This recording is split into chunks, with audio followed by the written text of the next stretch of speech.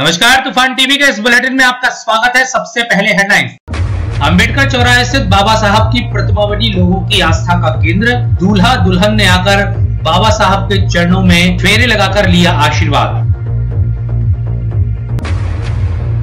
सरपंच सचिव संघ ने खोला मोर्चा। आंदोलन के बाद निकाली रैली, फोड़े मटके।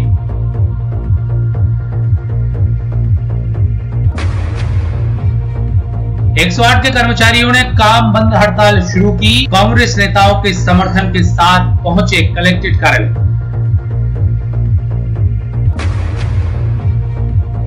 जिले में लगातार दूसरे दिन खाद्य पदार्थों के विनिष्टीकरण का दौर जारी। हटा के बाद जिला खाद्य अधिकारी ने की दमोह में कार्रवाई। भगवान परशुराम प्रकटोत्सव के अवसर पर जवेरा में निकली भव्य शोभा यात्रा। बड़ी संख्या में विप्र समाज के लोग हुए शामिल। और अब समाचार विस्तार से।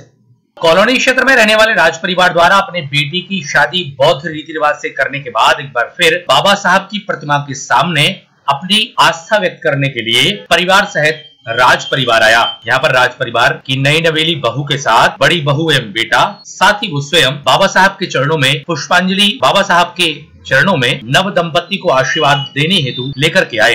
यहाँ पर नव दंपति ने जहाँ पहले बाबा साहब की प्रतिमा पर माल्यार्पण किया, वहीं इसके बाद बाबा साहब की प्रतिमा के चारों ओर फेरे लगाकर शादी का आशीर्वाद प्राप्त किया। इस दौरान राज परिवार के नव दंपति के साथ उनके पिता ने बताया कि वे बौद्ध रीति रिवाज के साथ उन्होंने शादी रचाई है। साथ ही वे बाबा साहब में अपनी आस्था व्यक्त करते हैं।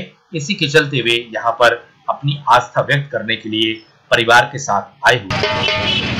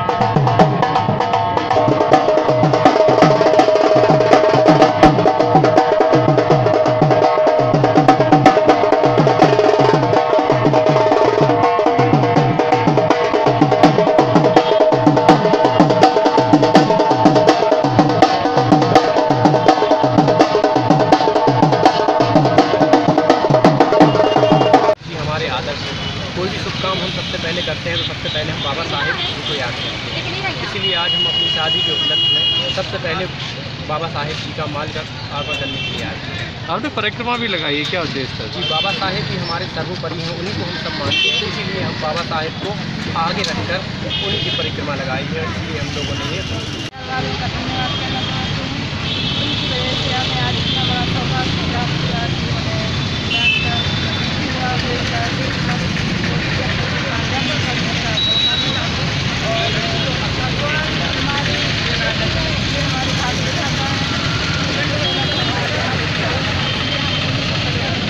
किया था कि जब भी मेरे बच्चों की शादी होगी सबसे पहले मैं बाबा साहब के पास में आकर के बाबा साहब को माल्यार्पण करने के बाद ही विवाह की रस्म प्रारंभ करूंगा। 24 तारीख को विवाह की रस्म समाप्त होने के बाद 25 तारीख को शाम तक आए। थोड़ा घर के कारण विलम्ब होने के कारण आज प्रातःकाल से ही बाबा साहब के लिए माल्यार्पण करने के लिए मेरा छोटा बालक और मेरी छोटी बहू प्रीति और परिवार की मेरी श्रीमती जी, मेरा बड़ा बालक धर्मेंद्र और रोशनी मेरी बड़ी वाली बहू और मेरे समस्त रिश्तेदार बाबा साहब के पास में आकर के शादी की खुशियों के बाद में यहाँ पर सबसे पहले माल्यार्पण करने के बाद ही उन्हीं के आशीर्वाद लेकर के और हम समस्त परिवार घर में खुशियां मनाएंगे। सरपंच एवं सचिव संघ की ओर से मध्य प्रदेश शासन की अफसरशाही के विरोध में खोले गए मोर्चे के बाद अब लगातार ही सरपंच एवं सचिव संघ की ओर से जुलानिया के खिलाफ आवाज बुलंद की जा रही है। बुधवार को सरपंच एवं सचिव संघ के बैनर तले एक बाइक रैली निकाली गई जो नगर के प्रमुख मार्गों से होते हुए अम्बेडकर चौराहे पर पहुंची, जहां पर सरपंच संघ के प्रदेश पदाधिकारी सोमेश गुप्ता के साथ सैकड़ों की संख्या में सरपंच एवं सचिवों ने अपना आक्रोश व्यक्त किया। साथ ही नारेबाजी करते हुए तानाशाही पूर्ण रवैये को समाप्त करने की बात कही। इस दौरान सरपंच एवं सचिव मुखर नजर आए।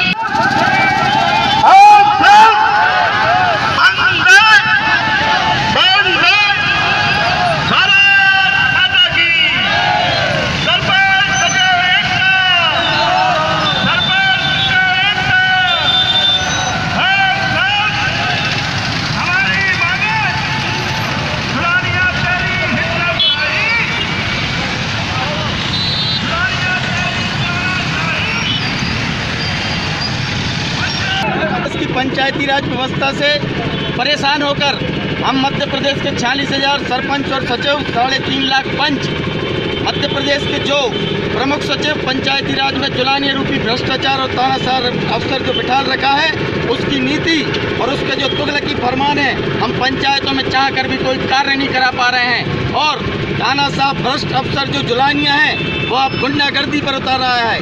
कल उसने मेरे साथ और सचिव संघ के प्रांतीय अध्यक्ष के साथ धमकी दी और पंचायती राज के जो हमारे मंत्री हैं भार्गव जी और रामपाल जी, उनके सामने हमें धमकी दी कि अगर हिम्मत है, दम है तो मुझे हटवा के बताओ। मुझे हटवाना कोई टेढ़ी खीर नहीं है, मैं तुम लोगों को समाप्त कर दूंगा। यहाँ तक कि हम लोगों को धमकी दी। इन सब चीज़ों से त्रस्त आकर पंचायती राज व्यवस्था जो ध्वस्त हो चुका है, हमारे सचिव साथी जो इतनी मेहनत करते हैं, 6वां वेतनमान बार मुख्यमंत्री जी जो आश्वासन देकर मुकर गए। हम अपनी पंचायत के प्रथम नागरिक हैं, हमारी भी एक संसद होती है, हमारी भी एक गरिमा होती है। उस गरिमा को समाप्त कर दिया है मध्य प्रदेश शासन के इस जुलानिया रूपी तानाशाह अफसर ने। 108 सेवा के कर्मचारियों ने एक बार फिर शासन के खिलाफ मोर्चाबंदी कर दी है। 108 वाहनों के संचालक सबसे पहले सीएमएचओ ऑफिस के सामने धरने पर बैठ गए, जहां पर उन्होंने ज्ञापन सौंपने की कोशिश की, लेकिन सीएमएचओ के द्वारा ज्ञापन नहीं लिए जाने के बाद दोपहर में 108 के कर्मचारी कांग्रेस नेताओं के साथ जिला अस्पताल से बाहर निकले। साथ ही अम्बेडकर चौराहे पर उन्होंने नारेबाजी की। इसके बाद सभी 108 के कर्मचारी नेता जिला कलेक्ट्रेट कार्यालय पहुंचे, जहां पर उन्होंने अपनी मांगों का ज्ञापन सौंपा। साथ ही 108 वाहनों को जिला कलेक्ट्रेट कार्यालय में खड़ा कर दिया है। देखना होगा 108 वाहन की हड़ताल के बाद किस तरह से स्वास्थ्य सेवाओं पर असर होता नजर आएगा।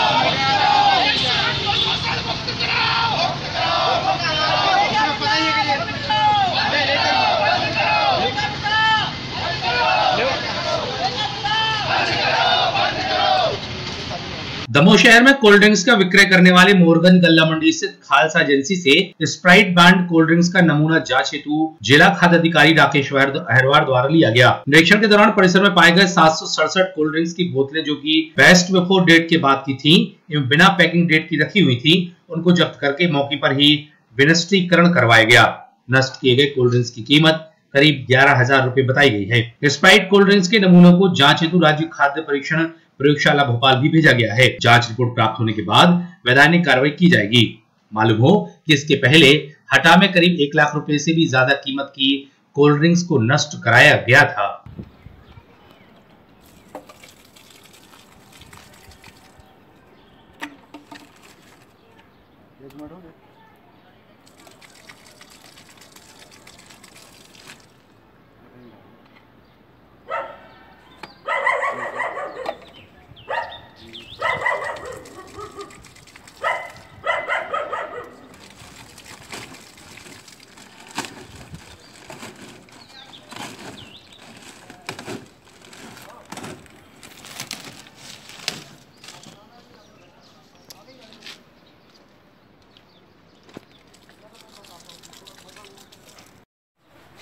श्रीमान कलेक्टर महोदय दमोह के निर्देश अनुसार दमोह शहर में शुद्ध एवं मानक स्तर के कोल्ड ड्रिंक्स का जनता को उपलब्ध हों, इसलिए तो हम लोगों ने आज कार्रवाई की है।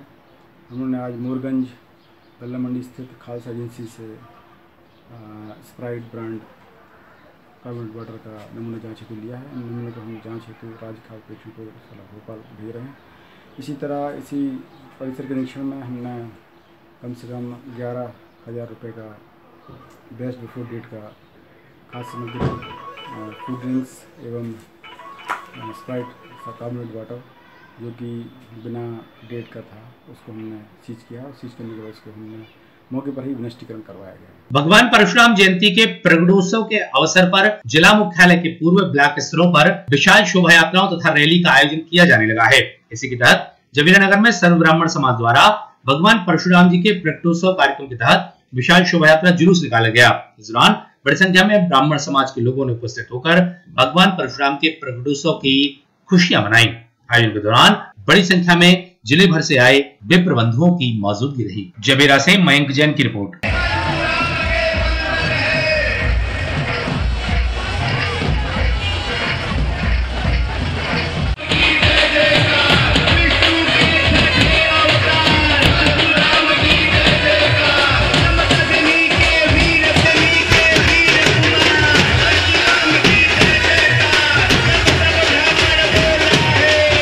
छात्र क्रांति दल सर्व कल्याण समिति जिला दमोह की ओर से पिछले 7 माह से लंबित जांच शीघ्र पूर्ण कर अविलंब वैधानिक कार्रवाई करने के संबंध में एक ज्ञापन पुलिस अधीक्षक के नाम सौंपा गया। ज्ञापन में संगठन की ओर से माइसम द्वारा संचालित ज्ञानोदय विद्या मंदिर के प्राचार्य डॉक्टर प्रशांत थोटे को जिला दमोह छोड़ने की अनुमति न दिए जाने, साथ ही जांच प्रभावित होने एवं आरोपी को अवैधानिक लाभ मिलने की आशंका के चलते विभिन्न बिंदुओं के तहत ज्ञापन सौंपा गया। वहीं कार्रवाई नहीं होने पर आगामी 8 मई को धरना प्रदर्शन कर लगातार विरोध प्रदर्शन किए जाने की चेतावनी संगठन की ओर से दी गई है। माननीय मुख्यमंत्री महोदय ज्ञापन सौंपा गया, माननीय डीजीपी भोपाल, माननीय कमिश्नर, माननीय जिलाधीश महोदय, माननीय एसपी महोदय, परंतु आज दिनांक तक सभी प्राचार्य के विरुद्ध किसी प्रकार की ठोस कार्रवाई नहीं की गई है, जिसके द्वारा छात्र क्रांति दल द्वारा अंतिम ज्ञापन माननीय अधीक्षक महोदय को सौंपा गया है। इसके बाद अगर 10 दिन के अंदर कोई ठोस कार्रवाई नहीं की जाती है तो छात्र क्रांति दल द्वारा अनिश्चितकालीन धरना प्रदर्शन किया जाएगा। देहात थाना के नरसिंहगढ़ चौकी अंतर्गत ट्रैक्टर एवं ट्रक के बीच टक्कर हो जाने का मामला सामने आया है। भिड़ंत में 2 लोगों के घायल हो जाने के बाद उन्हें जिला अस्पताल में इलाज के लिए भर्ती कराया गया है। जानकारी के अनुसार किमलाई व उमरी के बीच एक ट्रक एवं ट्रैक्टर के बीच जोरदार टक्कर हो गई, जिससे ट्रक एवं ट्रैक्टर के क्षतिग्रस्त हो जाने के साथ ही यहाँ पर ट्रक एवं ट्रैक्टर में सवार 2 लोगों के घायल हो जाने के बाद पुलिस की ओर से उनको जिला अस्पताल में इलाज के लिए भर्ती कराया गया है। वहीं पुलिस मामले की जांच में जुट गई है। नोहटा में सार्वजनिक प्याऊ का उद्घाटन किया गया। तहसीलदार वर्षा शर्मा दुबे के मुखातित्व में शुरू किए गए प्याऊ का संचालन लाल सिंह यादव लिम्बरदार द्वारा किया जाता है। लगातार 5 वर्षों से इस तरह के प्याऊ का संचालन इनके द्वारा किया जा रहा है, जिससे यात्रियों के साथ आसपास के लोगों को ठंडे पानी से उनका गला तर हो पाता है। प्याऊ उद्घाटन के दौरान रामेश्वर यादव, बंटी खान, छोटू खान, राजू यादव का विशेष योगदान रहा। नोहटा से डॉक्टर अभिषेक गोयल की रिपोर्ट।